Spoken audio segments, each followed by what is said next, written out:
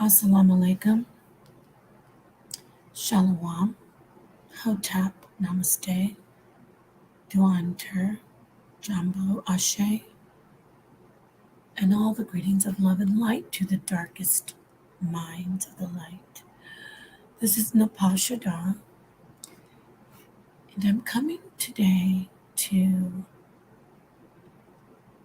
speak to you to share some of myself with you, speak to you about a portion of my career,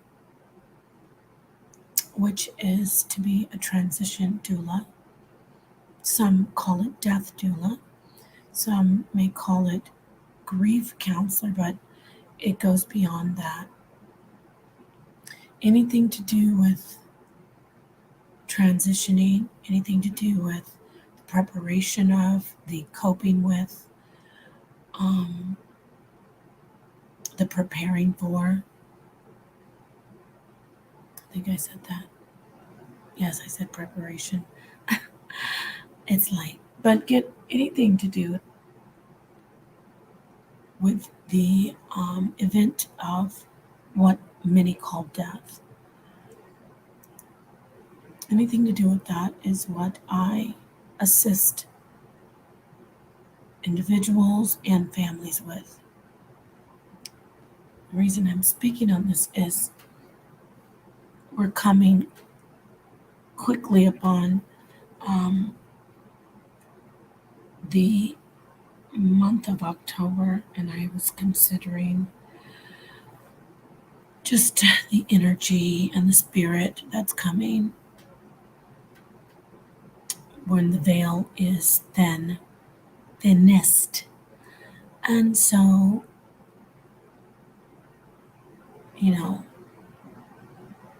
I think we need to speak about not only what I do and my services, but just the concept and the event even of death. Death has been forever. It has been present in our lives. That might sound like a bit of a paradox. Yes. Death is present in our lives. And I'm using the word death because in my counseling, I don't use it so much because there's such a stigma. There's so much finality in the word. But death isn't final, and it is always present. But it's just, you can picture it as a new relationship, a transitioning, a crossing of a threshold. You can picture it as a birthing into a different realm, a different existence.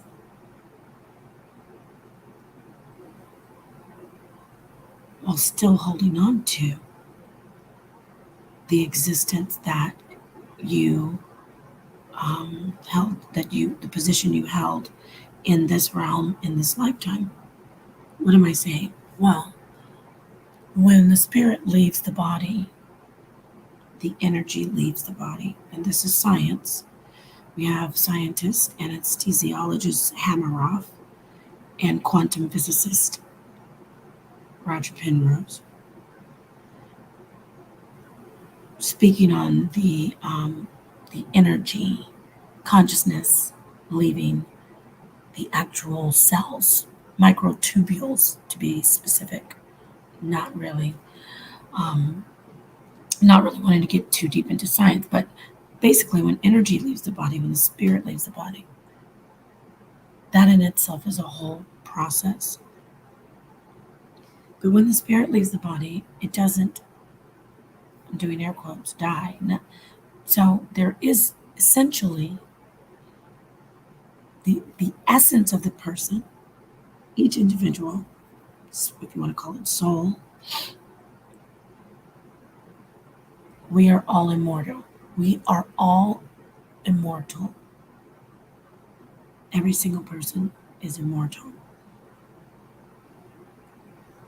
Our souls are encased in another type of existence, which is our material self. And as the energy from the spark, not talking about the soul specifically, but the spark, which is from the almighty, mysterious, unfathomable God, whatever you choose to conceptualize that God as and title and call that God, that spark emanates out from the core self and it fills the material with life. It animates the material. Okay, so let's talk about death because we're speaking of death, but we're talking about life. That's the paradox. The paradox of life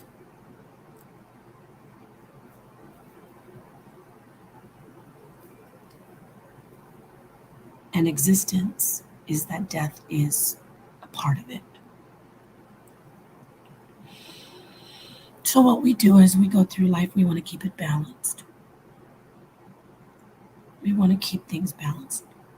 We don't all do very well with balancing. Our balancing acts are,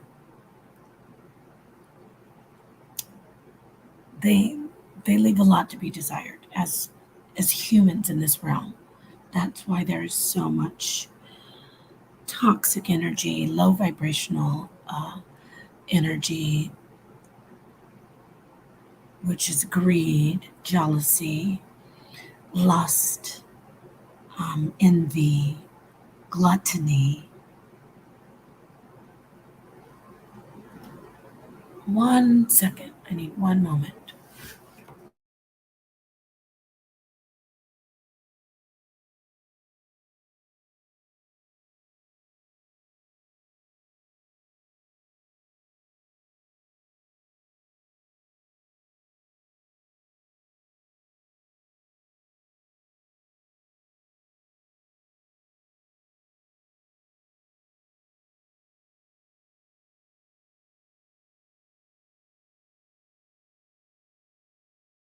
I don't want to have this paused too long, so I'm going to share a video from a channel that I often visit. It's a wonderful channel.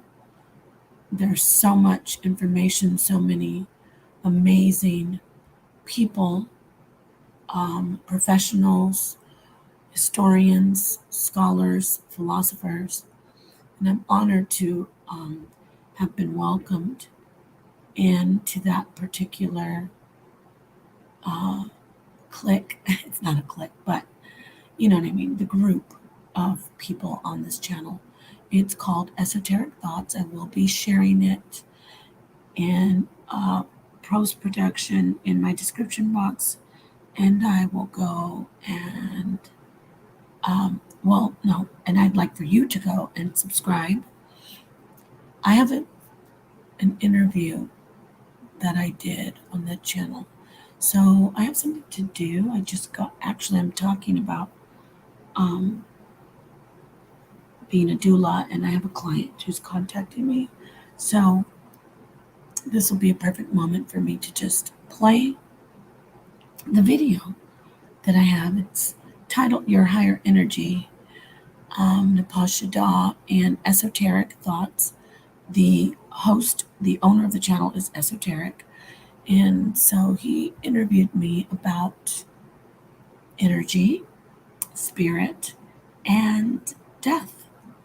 Okay, so let me go in without further ado and share this, let you hear it, and I will be right back. So I'm going to go back to the beginning.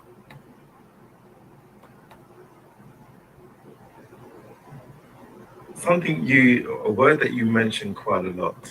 Wait, let me make sure that I have the audio being shared, because I oftentimes do not do that. So let me try it again just to make sure. All righty then, let me get it. Yeah. Oh, yep. See, I didn't share the audio. I knew it. Something in my soul said, double check. All right, here we go. All right. Oops. Okay, let me get that. So here's the channel, Esoteric Thoughts. Please go subscribe and like this video, share all the videos. And please don't forget to hit the like for my video that I have here. And I'm asking for you to share it and subscribe to my channel if you have not already. Okay, here we go.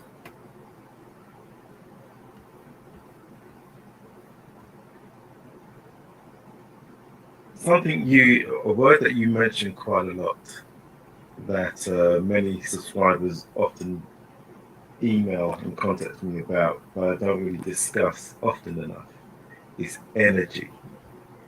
And how would you, for somebody who's new to the concept of energy and vibration, how would you encourage them to learn how to tap into their higher energy and higher vibrations?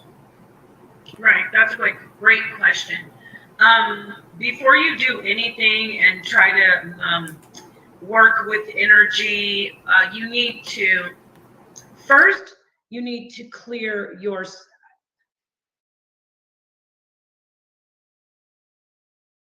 Your eyes are gonna look years and years younger in 2 minutes. 2 minutes, you're gonna have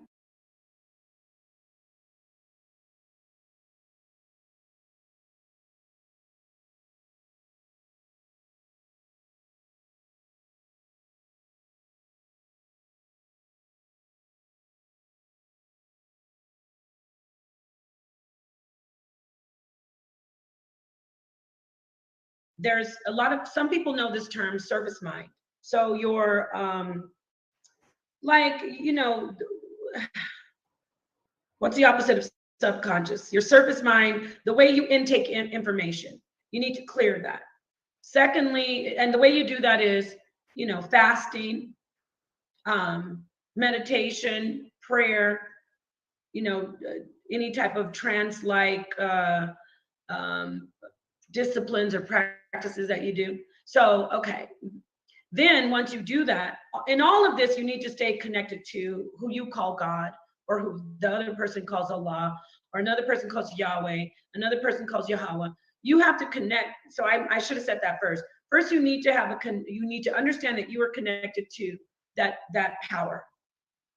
That's your power. That is your connection. So then after that, you have to reprogram your surface mind. You need to really work on clearing out all of these programs. If they were good and solid, they're not going to go anywhere. You need to clear them out. You need to reboot. And then you need to start really sitting. Once you've cleared your surface mind, you need to continue to stay connected. Some people call it prayer, some people call it meditation. You need to stay connected with your God, with the universal mind of God. We all are connected in that way. As we get programmed, say this is your God and this is you.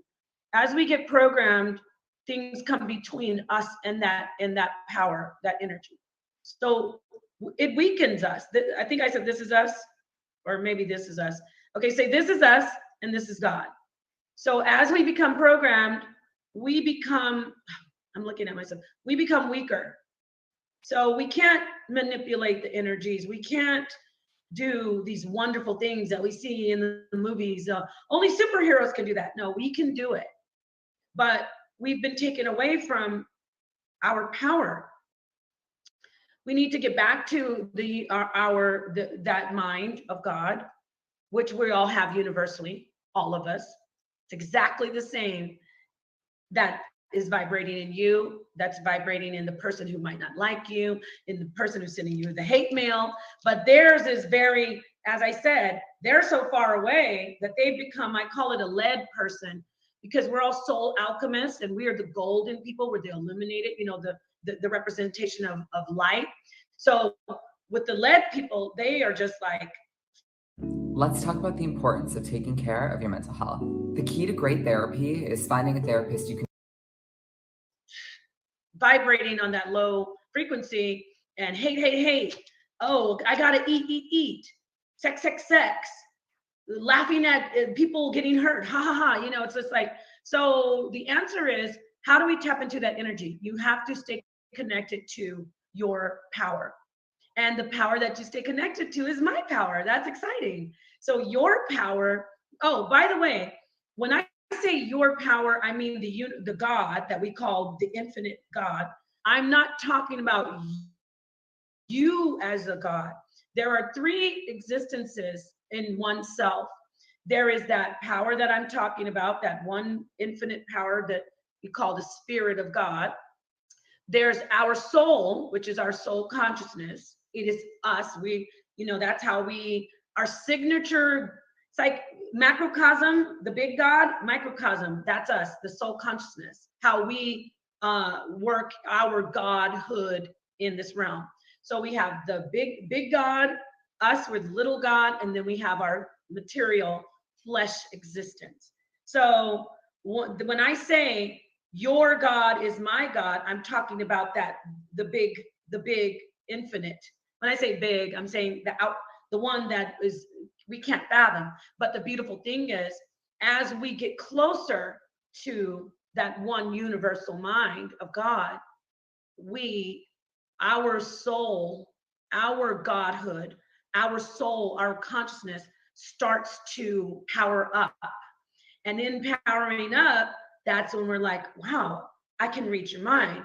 Wow, how does that lady know how to tap into her past lives? How does that brother know that he existed in this time? So that's how it works. And then all of that affects your flesh, and it usually makes you healthier. But then there are some things that we do, like sleep deprivation, when our mind becomes more illuminated, or or not eating as much as we should, and not knowing how to nourish ourselves correctly, because fasting, the least amount of food you eat, the higher your vibration of your godhood is. But then, sometimes that backfires and you'd be like, oh, I'm emaciated, eat a sandwich, but anyway. So I hope I answered that. You have to do those things. You have to get closer to the Almighty God, Allah, whatever you think that is the mind of God is. That's the universal mind of God. And so I go and go and go. So you never have to, have me. You never have to say, is there anything else? Can you elaborate? Yeah. So here's another topic that I often get quizzed about, and I've never ever discussed it on the show, on the channel, and this is to do with death and reincarnation. Oh, yeah. What's your take on how you perceive death and reincarnation? Right. Now this is all for everyone out there who's listening and who will listen. This is all scripture. It's not only exclusive to the Bible writings. It's in every holy writing that there is one infinite, powerful source that all life, all energy, all vibrating beings come from. Now, if we understand that, and we know that, now I'm talking to those who believe, we know that vibrating energy, that power, that spark is in us, it's God, right? Then and then I talked about how we get a signal. It's like we kind of like build our own little energy off of that spark, and that's our soul. That's our signature fingerprint, only us consciousness, right? So with that understood, when the material gives way and it can no longer sustain the spark, that energy transitions out of the body, out of the flesh. It takes a while for that to happen, by the way. It's not just like, okay, they're dead. And I don't even use the word dead, but I'm in context for others who do use that word. So when that energy transitions out, then this is a known fact. I have to get the name of this. Okay, first there's Samparnia. Everyone needs to know who Samparnia is, P-A-R-N-I-A. He began as a resuscitation doctor, but he's doing all kinds of research, and this is conventional science. It's determined that now consciousness exists outside and beyond a beating heart and brain activity, meaning outside of a dead body. It's a fact. It's not just so-called pseudo or new age. Conventional doctors have determined through scientific method that consciousness exists outside of the flesh that dies. Now, with that understood, the energy coming out of the flesh goes somewhere. Now, I'm getting back into the Bible. This is for the Bible people. It says that the soul or the spirit returns to God. That's what the scripture says. That the spirit, it says the spirit of man goes up and the spirit of the beast goes down. I believe that, don't quote me, but Song of Solomon, maybe Ecclesiastes, but 100% you will find that in the Bible. Okay, stay with me on this. So we're talking about death and we're talking about reincarnation. If the spirit, remember we have two, we've got that power, that spark of the infinite source, and then we have our consciousness, our signature consciousness that like it's like worked off of, you know, your mommy gives you a piece of paper and some paint. That the infinite source is the paint and the paper, and then you draw your picture. That's your you used your consciousness to make your soul. So your soul also leaves, and it is with that universal source or that spark. Okay, it leaves the body. It returns to I'm talking to the Bible people because it's hard for them to really. They're like, this is new age and this is evil. No, the Bible says it. It says it goes back to God. Now, remember what we said in the beginning of this? Doesn't God send the energy out? So if it's going back to God and God is sending the energy back, that's a cycle. That's reincarnation. I don't know how I heard about neurobalance somehow, somewhere in a group I was in, but I did. And I was desperate to try it because. Oh no, well, God only sends out that new energy. He doesn't, what do you mean new? It says God is the old and the new. He is the beginning, the end. He's everything. So how can you, I mean, when I say he, I'm sorry to those, don't worry about that language. You do what you do with God and you say, because really, how can I, even the word God, I don't even use it. I'm just using it for the sake of this, for the ones who are listening. But anyway, so knowing that there's a cycle of energy of the spark, then people say, well, what about that consciousness? What about your soul that you said is on it? That's the exciting part. We're still finding out, but we know that it doesn't die. It doesn't go to a place to get burned up. No, doesn't. It exists and it can stay with energy that is sent out. It can come back. And so imagine there's grandma, she's 175 years old. She transitions. That energy, the spark of life, the flesh won't sustain it.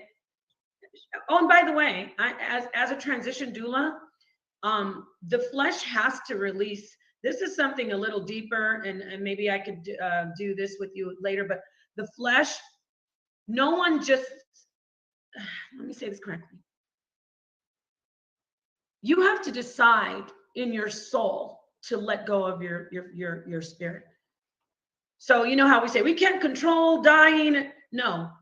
In the depths of your soul and within yourself, with the spark and your soul, your consciousness, you in your soul, in your consciousness, decide, okay, I'm not going to stay in this flesh. Now people might say that doesn't make sense. What about people who are in war and they blow up? Well, obviously that soul is like this body, this flesh is in bits everywhere. There's some over there 4 miles away. So then the soul says, you know, I'm gonna go ahead and transition and come back to another material body. So remember I said that. I'll stand on that. It's very exciting, because what it does is it gives us our power back. Even doesn't Jesus say, I give you power over life and death? It's like, I love it, because that just this isn't just something that's just new age, and we get which nothing's wrong with new age, but it's got so many negative connotations. It's your Bible. God said there's no death. Doesn't Jesus say you have everlasting life? Well, this is the concept that I'm sharing. So anyway, the spirit comes out of the body, then it goes, then there's another life, another realm. You can decide. Remember in the beginning, the dimensions, you can decide, I want to go back to that realm. I want to go back to the third, that 3-dimensional place that we know here. Or, I think I'm going to exist over here in the 9th dimension, or, so that's exciting part. You keep coming back because you have something to do. Just like, brother, you said to me, I found something and I'm working on it. You know what you reminded me of? And I want to say this. Have you ever seen Close Encounters of the Third Kind? Yeah, sure. Remember the mountain? And he was like, I gotta find out what this is. It's the same thing with the pyramid. That's the same thing. So anyway, I digress. So, you have something to do, you want to come back, and you're like, I didn't figure this out yet. So you come back, and then there's a baby, and then, before there's a baby, there's the man, the father, he's a sperm, and then the ovum, the mother. And guess what? Science, for those who want to say, oh, this is silly, and science is your God, and that's your path. There's documentation that when the sperm and the ovum connect, there's a spark of light.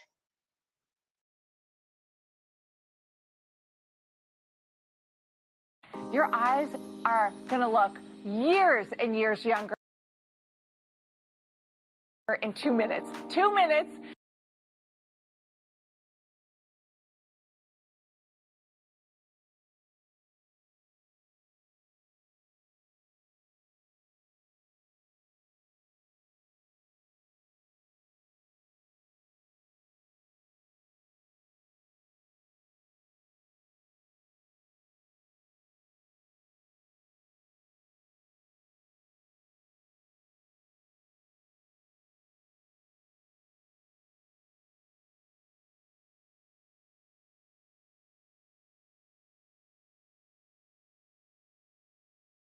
In that spark of light, what we call reincarnation, you've got your infinite, not whenever you were created, I don't want to say infinite, when you were created at first, like, Adam, from that moment, all of those lifetimes are still in the code, in your code.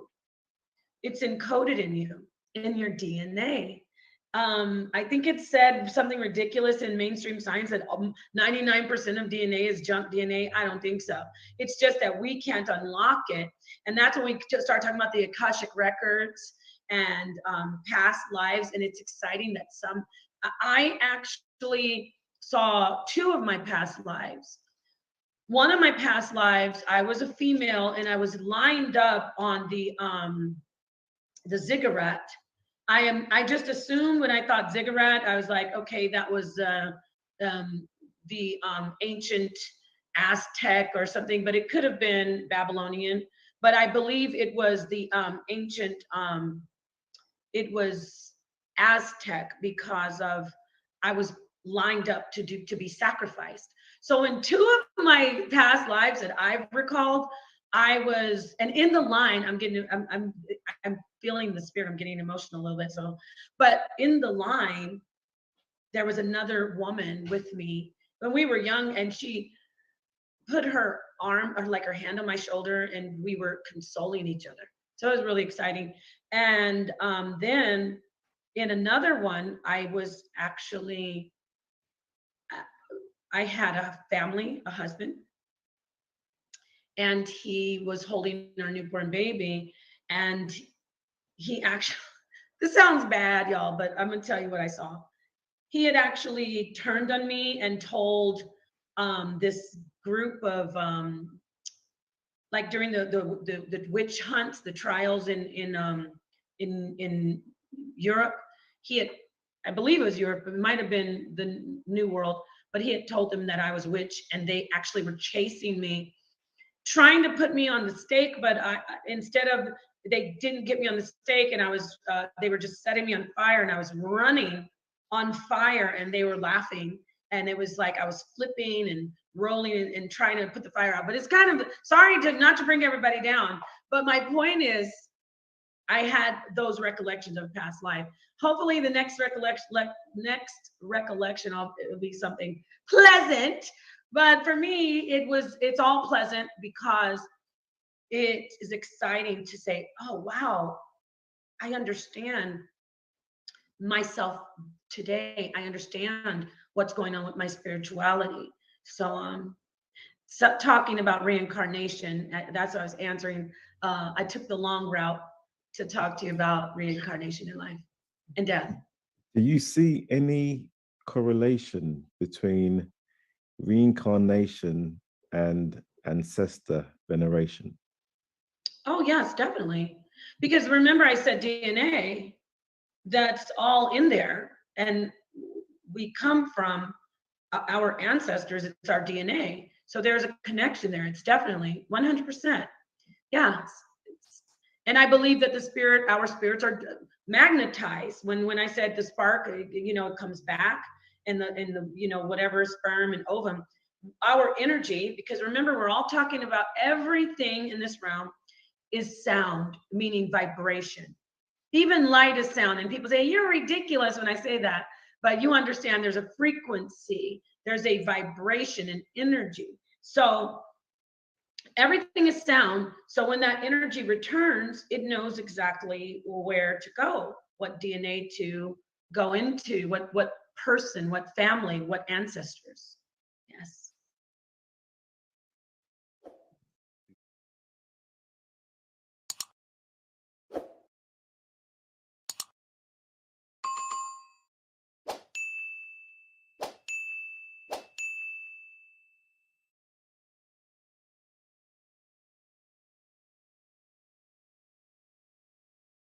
So there you have it. That was, as I said, esoteric. 1 second. Okay, sorry about that.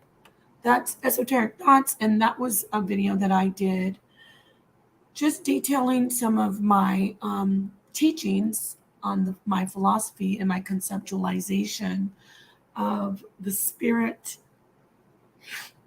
and the soul consciousness transitioning. I want to read a couple of stories, maybe 1 or 2. These are near-death experiences. Actually, they're really not near death, because the person did die and the person was resuscitated. So they're death experiences, and this is some information that I at times do give out to people that I might be working with, clients, for lack of better words, who reach out to me for my assistance as a transition doula, as a death doula. And this is, these are some stories. These are basically different life experience or near-death experience accounts from a book called Imagine Heaven by John Burke. Now, John Burke, he's a pastor now, but before he wrote this book, he had himself come across some information on NDEs, near-death experiences. But again, they were death experiences for people. And he interviewed 1,000 people, over 1,000 people, about their experience. So I just want to read one or two. I'll start with one of the stories. You can get the book, by the way. It is a bestseller, New York Times bestseller, Imagine Heaven. And this is by John Burke. Okay, so let me read this. A global phenomenon. A global phenomena. In London, England, a single mom was admitted to Memorial Hospital with severe bleeding. As the blood drained from my body, so this is her account, the person who experienced the death experience. As the blood drained from my body, so did my will to live. Now, I'm going to pause and I want to remind you what I said in the video about every single person making the choice in their soul, in themselves, to release their spirit, release the spirit and leave the material flesh. Everyone does that.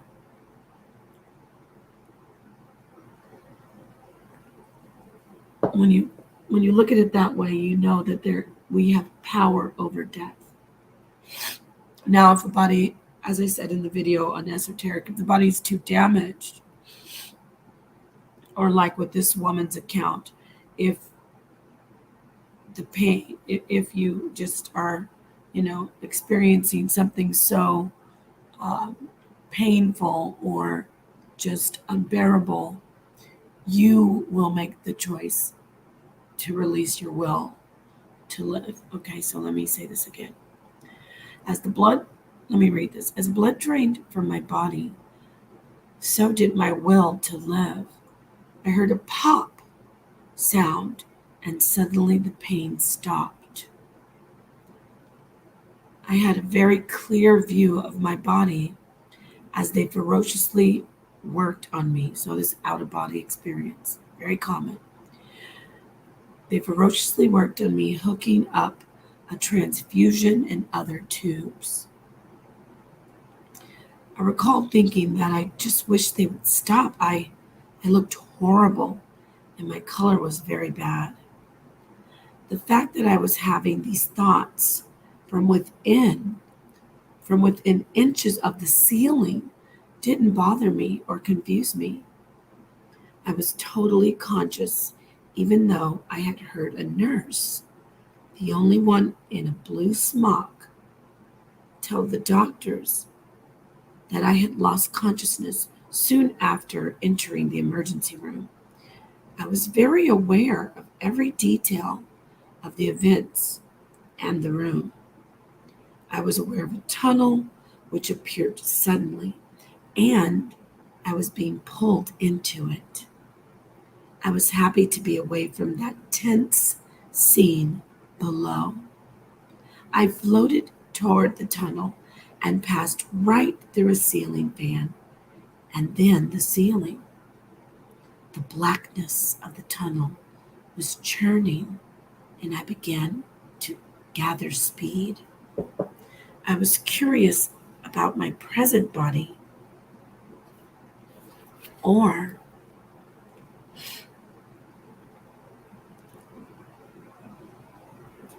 form, and looked at my arms and hands. They seemed to be expanding and emitting a slight glow. I felt a rush of air and a low droning noise like a vibration as I gained speed, heading for a bright light far in the distance. As I proceeded at a faster rate, I felt there was a presence with me that kept me calm and emitted both love and wisdom. I didn't see anyone, but I felt the essence of my grandpa, who had died when I was 13. I finally came to the end and floated into a place which was overwhelmed by a radiant white light that seemed to embody all the concepts of love, a love which was unconditional and like a mother has for a child.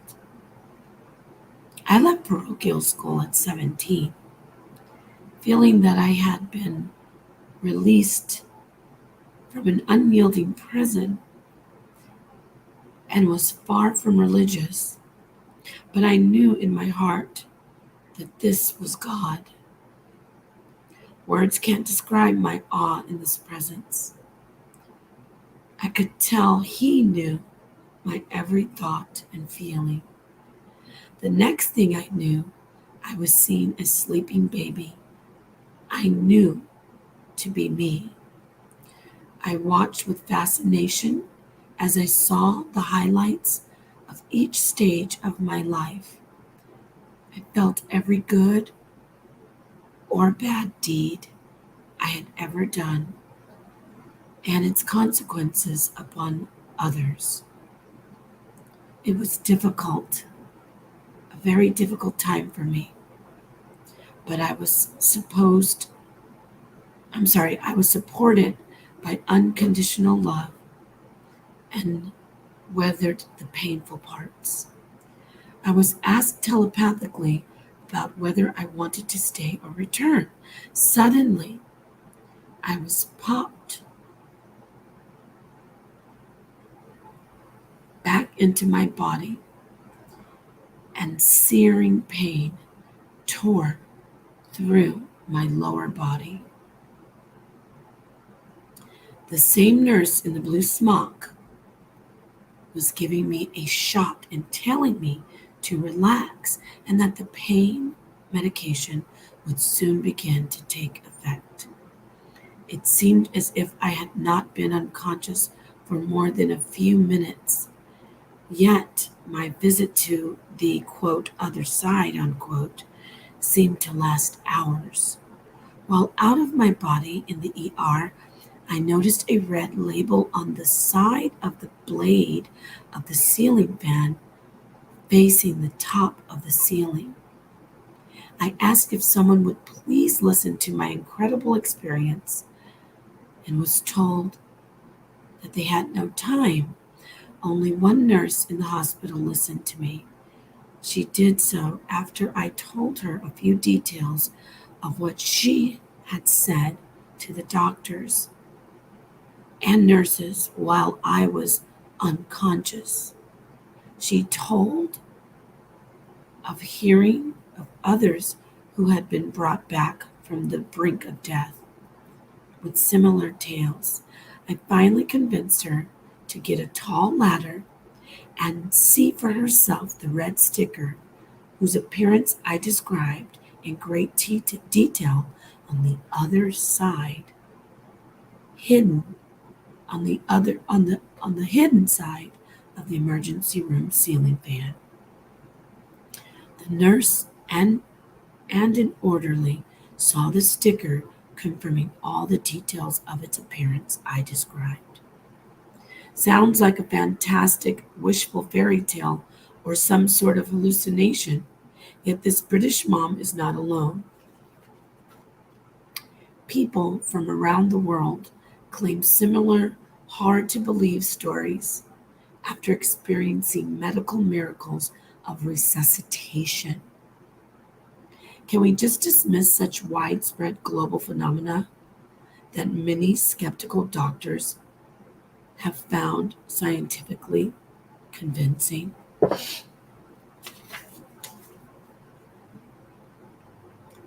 In some of Europe's prestigious medical journals, The Lancet, an account was reported of a patient who had experienced cardiac arrest and was brought into Holland Hospital, comatose and not breathing. As a tube was placed in the patient's airway in order to ventilate him, the medical staff noticed that the patient wore upper dentures.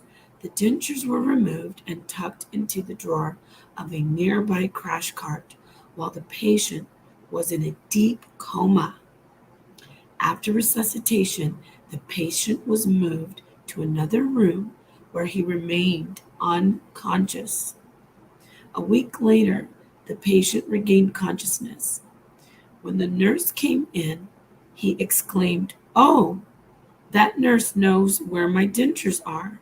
The nurse was very surprised as the patient explained, "Yes, you were there when I was brought into the hospital, and you took my dentures out of my mouth and put them onto that cart. It had all these bottles on it, and there was this sliding drawer underneath, and that's where you put my teeth." The patient claimed he had left his body and was observing the resuscitation from up near the ceiling. Yet he still felt very conscious throughout the procedure. They found his lost dentures right where he said they would. So this book is full of these stories. Why am I reading these?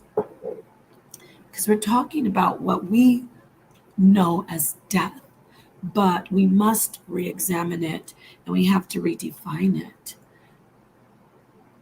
Death is a part of life, and it's just a new experience of how we exist for the moment that we exist.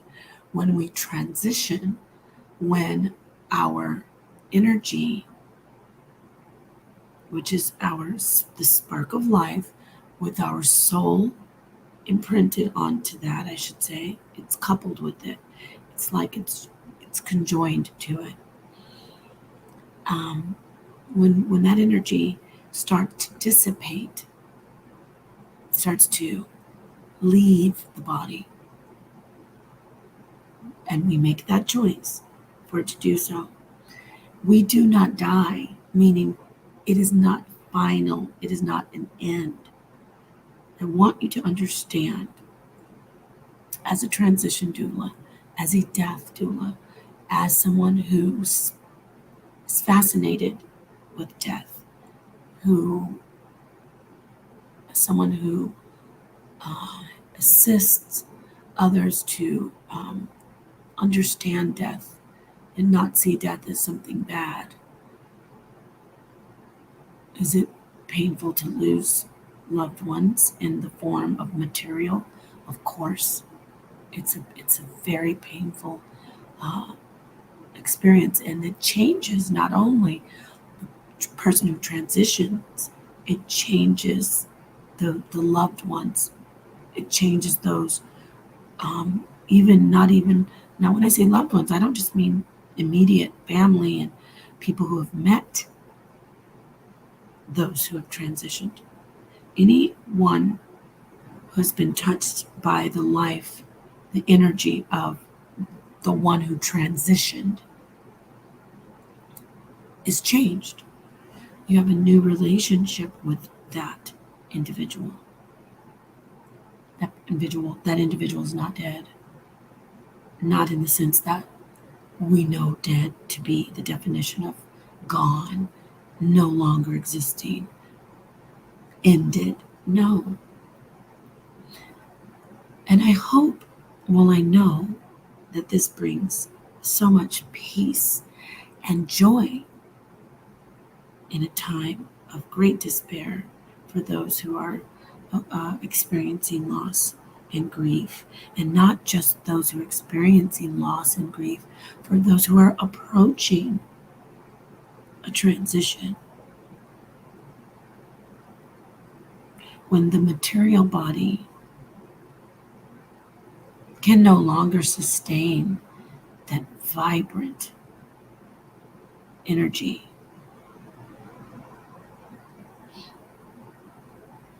which we know as the spark, and our soul imprinted on the spark, conjoined to the spark. So when the material body can no longer sustain that energy, we make a decision. We do. Isn't that beautiful? We make a decision. Anyone who's lost someone, even if you've lost someone in a tragic car accident or in like gun violence, any type of freak accident, that person, that soul, that being made a decision to transition, to leave that flesh. Think about it. If someone has been, their material body has been severely damaged to where it's mangled, the spirit or the soul, the soul energy makes a decision to leave that material flesh because, of obvious reasons. If the body is mangled and just, that's why you do see some people who have been burnt beyond recognition. They don't even look human anymore, but they live. They're alive. They made the choice to stay. Now, this might upset some people. They might say, how can you say that? I know that this person didn't want to die. Let me talk to you about my personal experience. And it is very personal. It is my father. And my father was a very remarkable person, a very remarkable man. He was a genius, and he was wonderful with people. And he had everyone has their path that they work on. But my father was a very extraordinary person. He loved life. He loved joy. He loved living. He loved good food. He loved laughter. He loved people. He loved my mom. He loved us. He loved his friends. He loved his family. He loved everything about living. And unfortunately, his physical body developed cancer, but he fought the cancer because he wanted to live. And he did well, very well, years and years of well, I should say. And he lived, but needless to say, the body started to, he wasn't, the cancer started to metastasize and grow. It came back, then it metastasized. Okay. But he still wanted to live, and he did. He lived. He lived. He lived. This is what I do. I see dozens of people doing this. I know a woman right now who is a client, I mean, for lack of better words, who I've connected with. I should call her a connection. And she has battled with colon cancer and now it's kidney cancer. And she's been given a year by the medical profession. But that year has come and gone.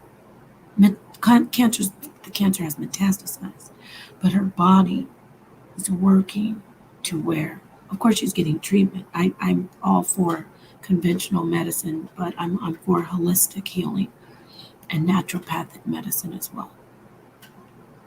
So I digress. She's alive because she has the will. She wants to continue, despite all the things that she has to lose. She wants to live. So going back to my dad, he also was living. Cancer was there, but he was living. Now, I started talking about this because some people say, well, no, what about people who didn't want to die? I know this person didn't want to die. My father did not want to die. No one wants to die. When I say we make the choice to let go, it is all our choice. And in the in the moments of my father transitioning, because see, as a transition doula, as a death doula, I try not to use the word end. If people want me to use that word, I do use it. But in the moments of him transitioning, approaching the transition, the actual transition, up until I'd say 3 days before, actually 2 days before. No, I'm going to say 1 day before. Sunday, things got really physically rough for him. Okay. He was doing everything, going to the grocery store for himself, checking his mail, taking walks, doing everything. But Sunday, woke up and had some difficulties with mobility. But, oh, by the way, this is something you will see very commonly, changes in voice. But see, also, desire to eat will diminish. Usually that happens weeks before, but with my father, he had a great appetite. He went to the store, had all his favorite foods, and Sunday, his voice changed. Now, you might have spiritual dreams on your end when you have a very close loved one, especially someone who shares your DNA. When you have that person transitioning, you may have a prophetic dream or a vision about that, whatever reason or however you may have it. But anyway, I digress. So he was fine. He told us, I'm fine. I just need some rest. I had a dream, woke up before I even talked to him. Called my sister on Monday. I told her it's time. And she's like, what are you talking about? I knew it was time. But we contacted my father and he was like, I'm fine. And we're like, we need to check on him. So my brother is a doctor, a medical doctor. He knew all about it. But my father told, when I say all about it, what my father was, his material flesh becoming, being overcome with the cancer. So, but my father asked him to keep that private, and my brother did exactly that. However, Monday, I hung up with my father, heard his voice, called my brother, and he was like, "Oh, I'm glad I can finally let you know what's been going on." Yes, he's, it's moments coming. So back to my father's will, he still was adamant about being fine and just needing rest. This was Monday, from Sunday, Monday, Tuesday. He's like, he was even getting irritated with all of us. We were staying by his bedside. He was just, things were happening. The changes were taking place in the material body. But he still was like, I'm fine, because he had the will to live. He did not want to transition. However, it does come down to the physical body quite often. with those who are full of life and who want to live, especially in children and in parents who don't want to leave their children, things like that. So there's a strong will to live, but it comes down to the physical body. No, scratch that. I don't want to use that word physical. It comes down to the material body. And he finally got to a point where he was, I assume, he never said this, but I was there. And as the spirit, the soul of the person starts to assess the house that they will be able to live in, if they will be able to live in that house, and if they will be able to live the way they want to live in that house. When they assess that, being full of life, wanting to live, but saying, but where will I live? I can't possess this material flesh. It's necrotic, or it's mangled, mutilated. Well, So what I'm saying is, he only transitioned when he decided, okay, this body is, it's not going to be what I wanted. I'm not going to be able to do what I want to do in this body. I shared that very personal story because I know for a fact that when even everyone wants to live. I mean, we're not talking about suicide. That's a whole different story. But even those who commit suicide want to live up into the very moment when they've damaged that body. And they say, oh, okay, I want to let go. Or not just when it comes to suicide. I didn't want to get into it, but when it comes to suicide, it's not just about flesh. It's about the will to live. What is my life? Is it enriched with those who love me and with things I love? Or is it just painful? So, but I'm getting back to, still, in every transition, in every death, when the spirit passes on, it is a choice. And the choice is made to leave that body. Now, this should give comfort to those who are grieving, or those who are afraid and don't know what to expect with death. Death isn't a curse. Death is not, punishment. Life is precious and wonderful. Every life we live, because we have many lives that we've lived. Every life we live is a treasure. It's an immeasurable treasure. It's immense power that we don't even realize, because it is the spark. It is energy from the almighty, unfathomable power, God, the universe, the multiverse, whatever you call that. That which is that you cannot speak of. The one.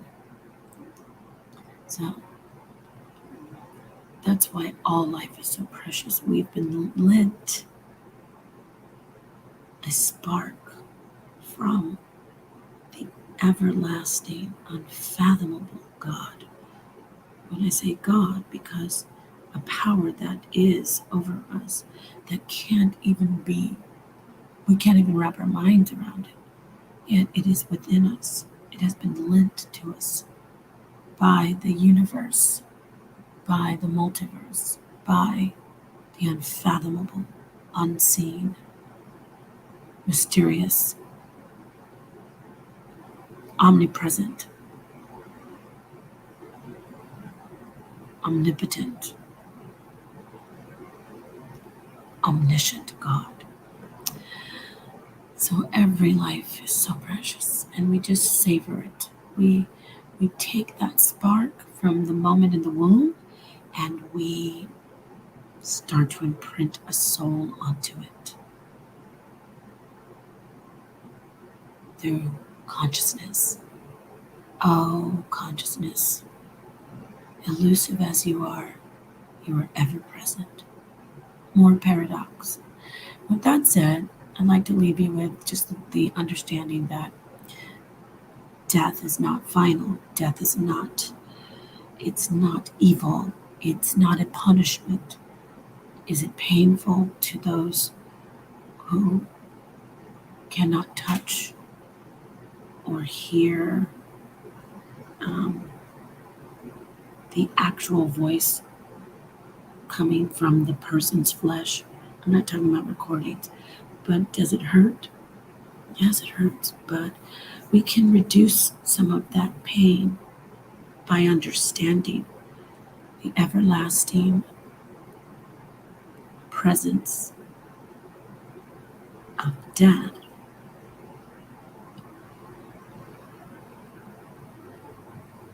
which is to understand that it is not final.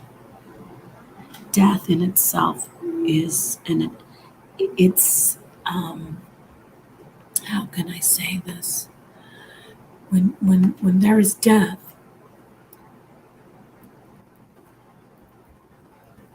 there is a manifestation of life. The beauty of the paradox is remarkable. We've got the yin yang, the balance, the scales of Ma'at. We have the two tablets and Torah. We have the balance hanging in the balance. That is the amazing thing about us. We embody all. We are the universe. We're the microcosm.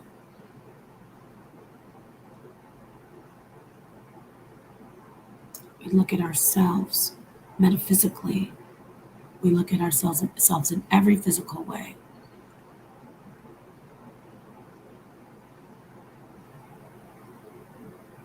That's why the quantum world is being examined.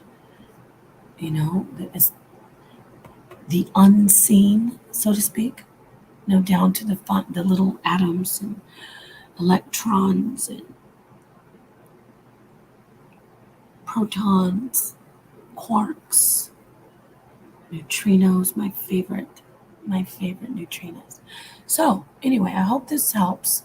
Let's continue to discuss death. If you need any type of support or if you'd like to reach out to me on a professional level, you can contact me. I would like you to email me on a different email, not the one that I share for my channel. But if you want to reach out for professional assistance or even just to sit and connect about death, transitioning, you can contact me at Lubby Lou. Yes, Lubby Lou. Love you too. Lubby Lou is spelled L as in love, U as in umbrella, B as in boy, B as in boy, Y as in yellow, L as in love, U as in umbrella, U as in umbrella, Lubby Lou, LUBBYLUU at gmail.com. And you can email me and talk to me about your experience, what you're dealing with, and I look forward to hearing from you all. So, yes, by the way, always reach out for therapy when you're dealing with anything that you find overwhelming spiritually or even physically overwhelming. Always reach out for therapy. We're quick to run to the doctor when we have cold, but we oftentimes don't reach out for therapy when we're dealing with depression, grief, anxiety. Okay, so with that said, Assalamu alaikum, Hotep, Namaste, Jumbo, Tuantar, Ashe, Shalom. All the greetings of love and light to the darkest minds of the light. I am NapahShadah. And until next time, I'd like to just say peace. Thank you for tuning in. And please like and again, like, subscribe, and share so I can continue to grow and reach more people from this end of the spectrum from my channel. All right.